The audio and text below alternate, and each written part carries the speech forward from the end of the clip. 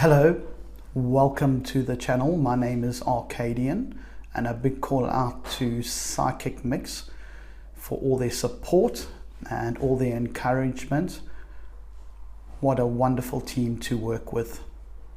Today we are going to discuss a very impertinent journey, manifestation. How do we manifest the perfect life? And in essence, it really does just start with us. If we prepare to go within ourselves and look forward to the journey in life. Many years ago, I don't actually know if this is true or not true, but I like the story in any event. A person by the name of Pygmalion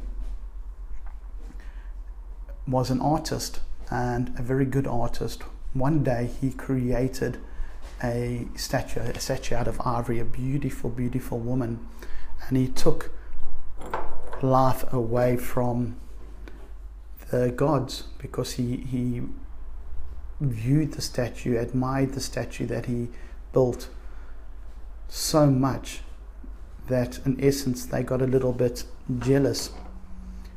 But having said that, I can't remember which goddess it was, the god of love, Aphrodite's, eventually created an environment where they could talk, and Aphrodite's came down to Pygmalion and said, what is it that you actually want? And he says, well, I just love the statue so much. I wanted to come to life. So she did what she did, and the statue in essence came to life. And through this story, the Pygmalion effect, what many people use in today's and modern applied psychology or cognitive therapy, they use this core understanding to explain certain criteria. And today we're going to just unpack this a little bit so we in ourselves can understand how we can manifest stuff. Now, how the Pygmalion effect works is our subconscious in itself has its own opinion. So when we think of someone, excuse me, and they react in a certain way, it reconfirms our subconscious belief structures on them, and they in turn will react in a way to the way that we initially believed them to act. So it's an endless cycle that will just roll around and around and around and around. The easiest way to explain this is if you have a coach and he's got two people that he's training. For this talk, we'll call them Susan and Frank.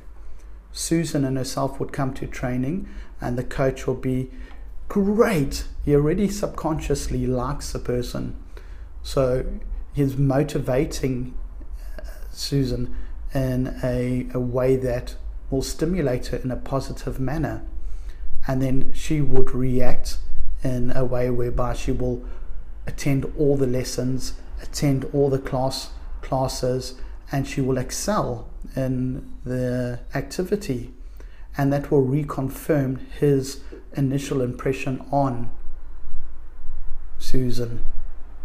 That's the Pygmalion effect. You could take it the other way, where Frank and himself, the coach didn't like him, and he would come to class, and instead of him getting encouragement, he will be scolded. It will have a little bit of negative attention, and eventually Frank will miss a few classes and maybe not score so many goals in whatever sport they're playing, and that will reconfirm the coach's initial impression or the opinion he had on Frank in the initial place. So when we're coming up to our festive periods and we want to manifest or have a really good healthy lifestyle, a healthy environment, what we need to do is just be mindful of our thoughts. Are we positive? Are we negative? Are we passing judgment on people, family members, because of experiences prior to them coming to the event? So we don't create this whole perpetual cycle. When we meet with family members, we meet with friends, we want to have a really nice, enjoyable time. So let's go out there and manifest these really good ideas, manifest this lifestyle that we really do want in an environment, a social structure that is healthy for everyone. And if you're struggling with this, there's a very easy concept, a very easy tool, a mental tool to use. It's called STOP. STOPP. Stop. Take a deep breath. If you have to do it 3 or 4 times, that's okay. Allow your mind, your body, and your soul just to connect with one another. Observe the situation. Observe it. Observe what's creating anxiety with you, what's giving you a little bit of angst, or a little bit of depression, whatever the scenario may be within the relationship you're having with the people that are frustrating you. Then practice how it's going to be within yourself. Once you're happy with the outcome, then persecute it. And do that as many times as you can as possible. Do it over a cup of tea, a cup of coffee. If you're going to the pub, do it over your beer. Stop. Take a deep breath. Observe. Do I need another pint? Play it out on your head. How's it going to happen if I have another pint? And then make a decision based on that. The key point here is that if we are very opinionated and we pass judgments on people, whether it's positive or negative, invariably it interacts and has a way of playing itself out, and the scenario that we already thought was going to happen within ourselves initially will be confirmed because of our actions towards other people.